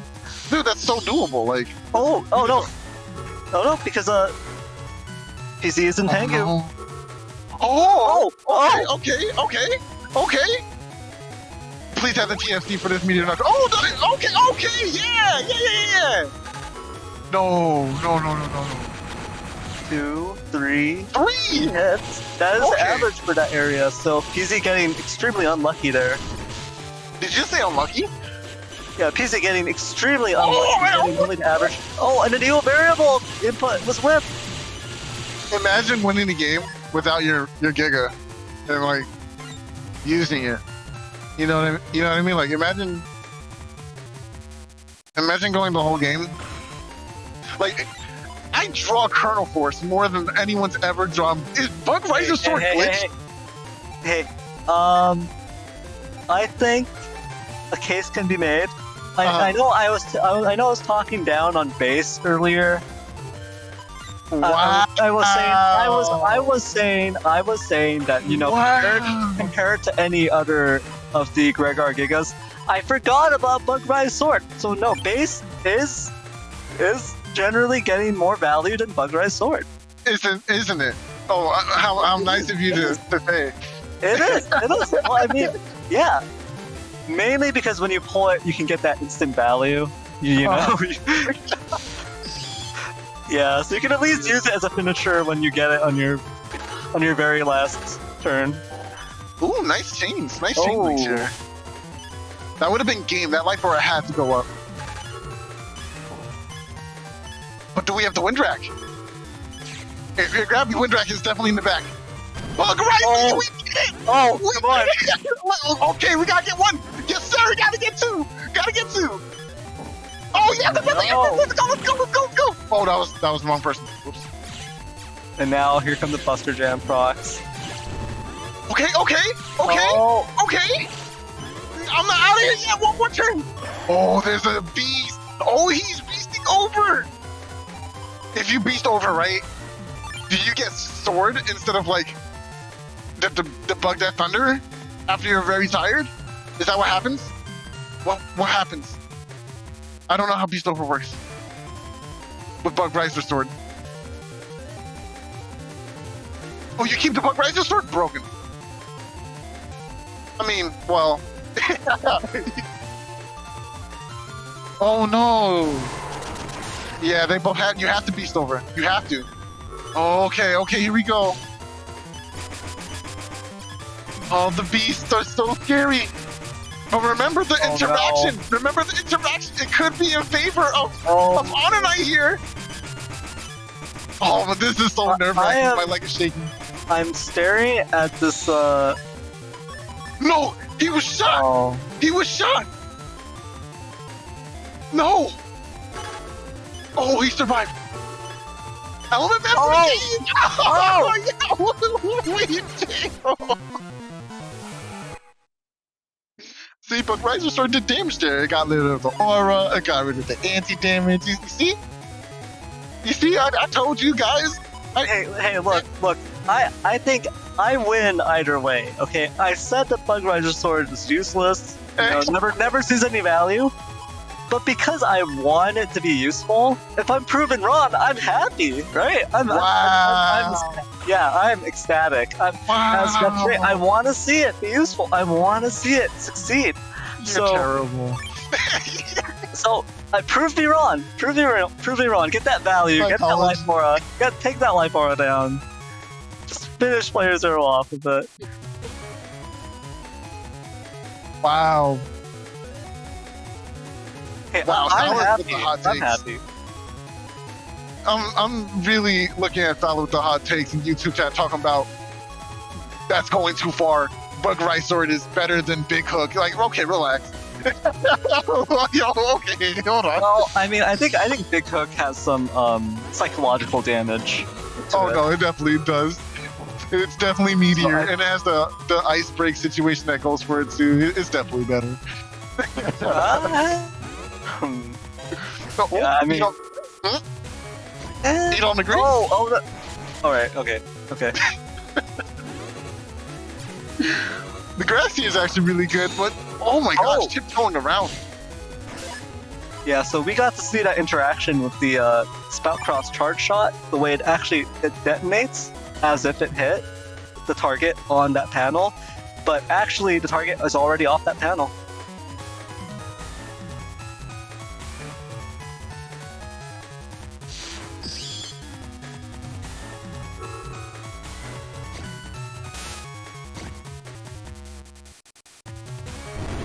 I like to switch here for Electros. Gonna try to get that double. Oh, never mind. Goodbye, Electros. It was short-lived.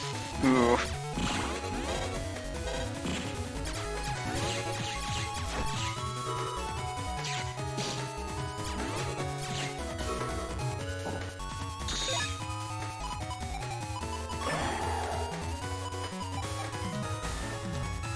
Wow, this is gonna be a really tough turn.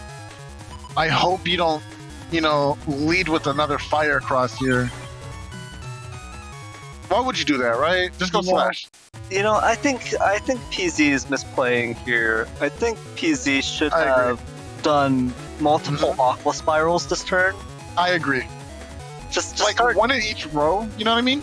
Yeah, just do one Aqua Spiral in each row. Right. Because then you would connect on the longsword range, which is actually pretty value. Yeah, because your opponent wants to come forward, you know what I mean? Because slash. Yeah, exactly. So I think that would be the play here for. Yeah. Oh! Okay, HonorNite. Connecting for double damage and a D-cross. Oh my. Okay, no. It's just a game. It's okay. It's okay. You can calm down. Does he still have full synchro? No. Okay. Oh my goodness. That was a lot of damage. Wow. Going into the Tomahawk here. Eraseman into more Beast Rush combos, trying not to get status, I assume. Able to deal with that fan in the back too. There goes the slow gauge. Oh, I love the way he uses the battleships to interrupt the charges here. Oh, no CFC. Interesting. Okay, there it is. Wanted to deal with the anti-damage as well, instead of just dealing with the space.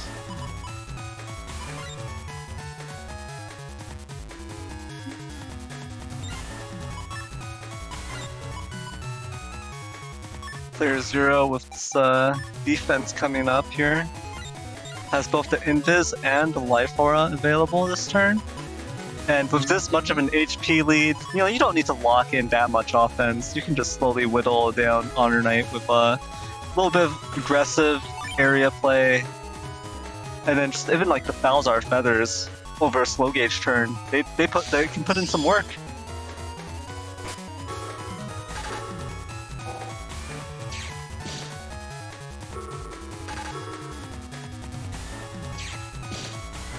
Nice, the area trades here, and there it is. Buckbright Sword makes it onto the table. Oh, dodging the wind rack, okay.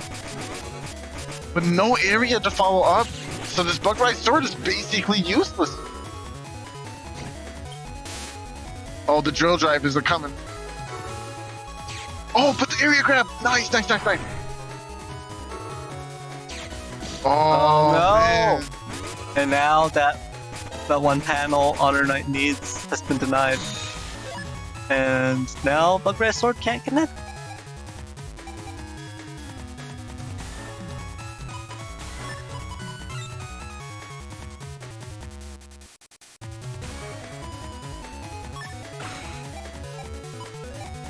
Man, what a tough decision. We see the charge wasn't doing super great a couple of turns ago because of the lack of charge plus in HonorNite's Cust, which is what allowed PC to take advantage of the charge time. I see the discussion happening about that on Twitch chat, and it's really tough to have a lower amount of charge. I think charge 3 or 2 charge plus 1s in your nav because that's a graveyard is the minimum. Like, having less is really scary and can get really punished. Ooh. Ooh, nice counter hit. Oh, okay. And here we go, game 3. It ain't over yet. And now it's an ice field with back column ice cubes. I'm calling it. HonorNite wins with turn 2 Buckbright Sword, bro. Here we go. Yeah, the turn 2 Buckbright Sword. We're all waiting for it. Don't worry. It's not like all of his charges will be interrupted by Elect Pulse 2 and Winrax. No. It's not like don't worry about it. Yeah, Buckbright Sword turn 2, that's the win condition. HonorNite. Oh gosh.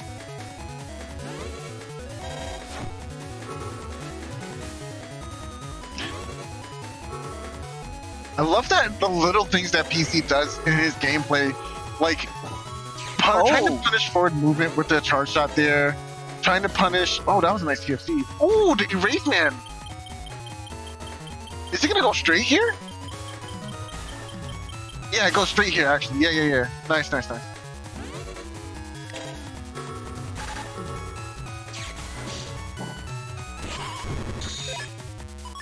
Ooh. That Elect Pulse 2 putting in some work, taking care of that anti-damage right there.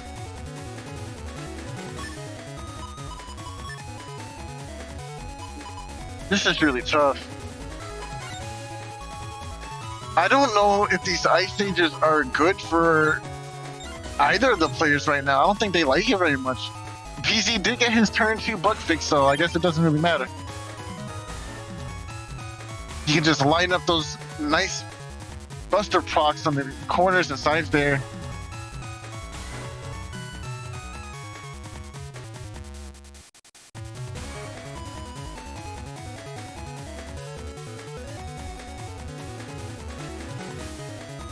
I feel like the turn that HonorNite doesn't have or take his time in Cust is the turn we actually will see Buckbright Sword.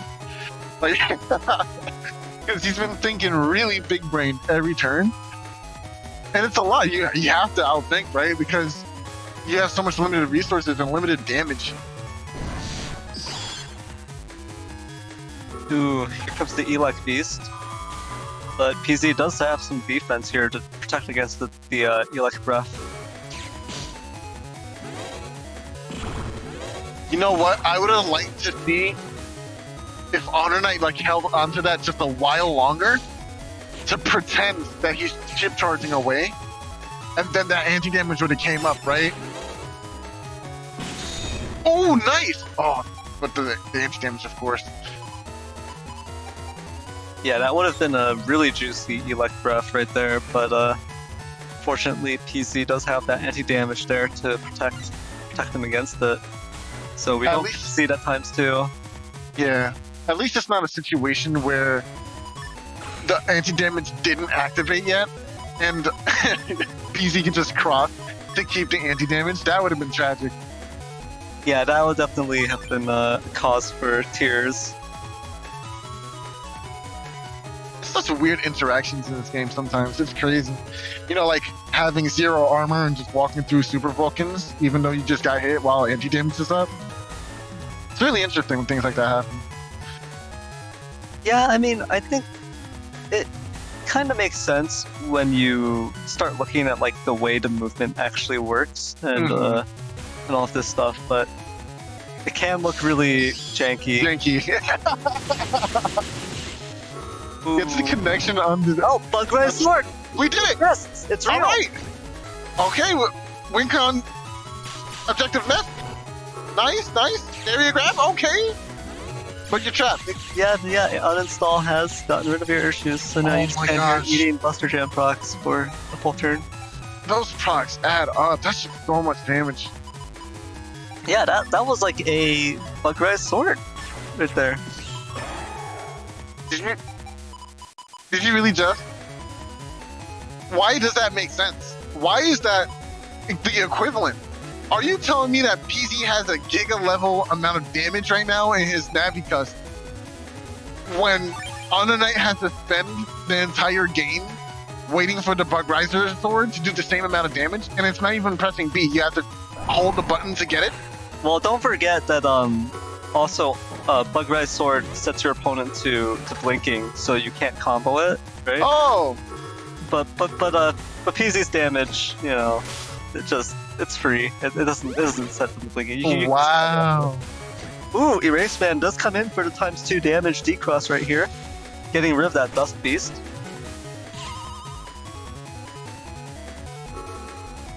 Oh yeah, oh no! Nice, right on time too. Yeah, that was a very well timed invis from HonorNite there, saving him from that Elec Dragon.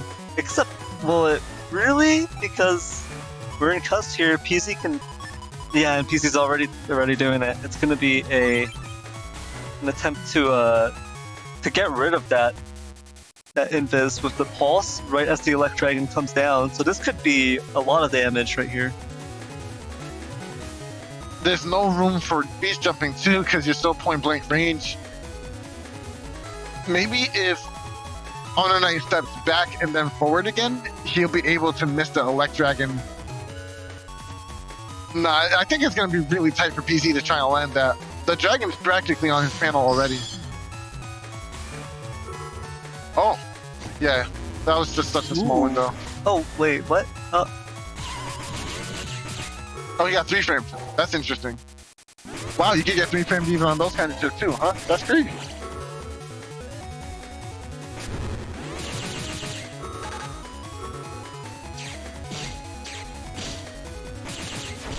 Yeah, I didn't even... Ooh! Oh, wow. When you get smacked back into reality, bro, you're trying to morph into... He tried to warp into the future. And I was like, no. That was hilarious. Wow.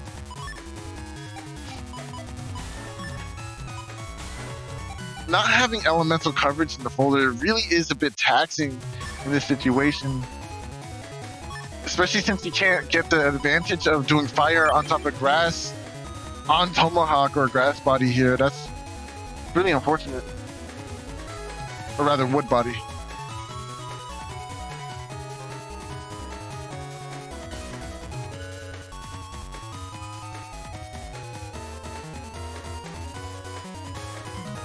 I mean, look at HonorNite. HonorNite's in the ideal position for Bug-Rise Sword, right?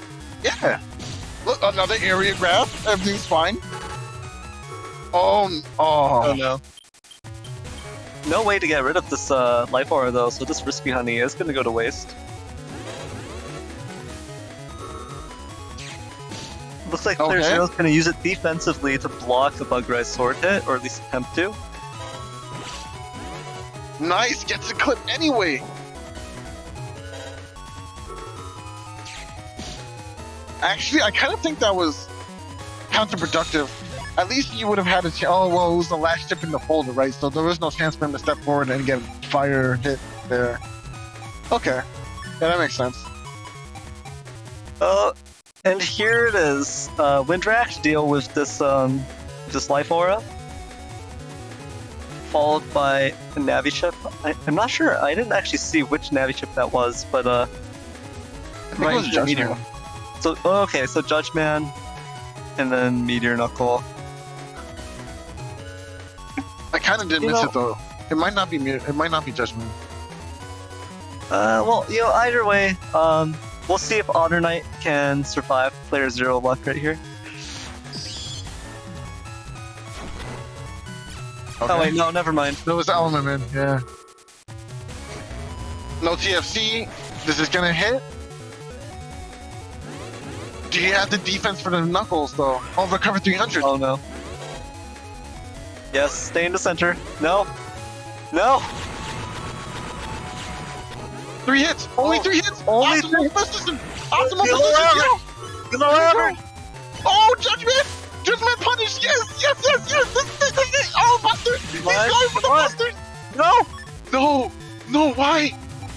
A charge shot would have been better? No, I think this is the right call. Going for the Buster shots is definitely the right call. Oh no.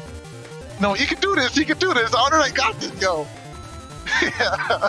Oh no. I have a bad feeling. I've got a bad feeling about this situation. I'm a little scared. I ain't gonna lie to you, I'm a little scared. For HonorNite. I think PC's doing just fine. 23 life points? That's the number of Jordan's jersey. Yo, you're fine. You got this. You're balling.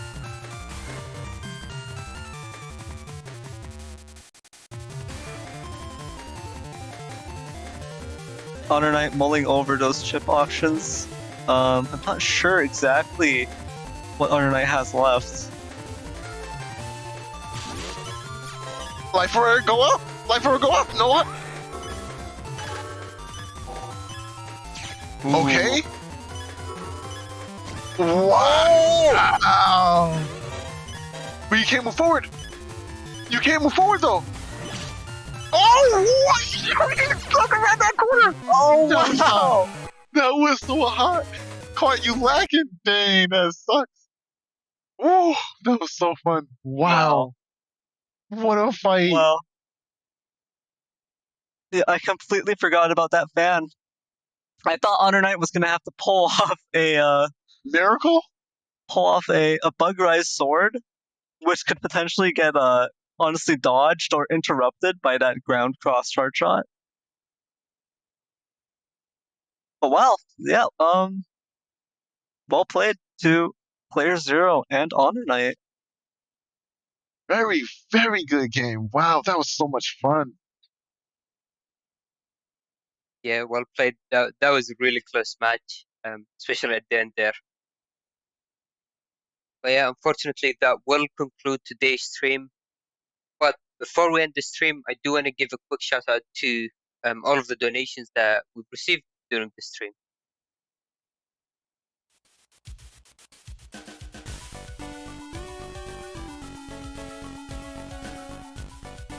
Okay, so thank you to Zay, Agron, Bitmuffin, Midori, Chocola, and then Blue Star at the end donating $3, saying, I don't know what to write here this time. Love you all. Thank you again for the donation.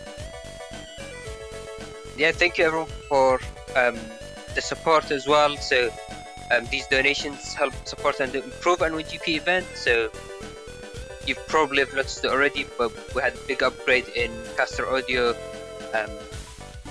and in the general process as well for the N1GP streams. And there is this button there that you can use for you should be able to use for commissions. It should work normally. I'm not too sure why it's not working.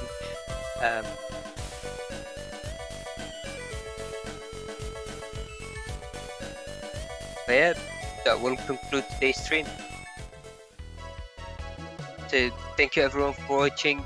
Obviously, huge shout out to Symes for organizing the tournament and making the stream layout, as well as our commentators today, Neryth and SoulXCross. Thank you guys for joining us. Yeah, thank you. It was really fun casting and seeing these matches with you guys. So Yeah, thanks a lot, guys. I can't wait to see you guys again next week when we continue on with more matches, of course. And yeah, thank you everyone for submitting matches. Obviously, shout out for the players going through their matches as well.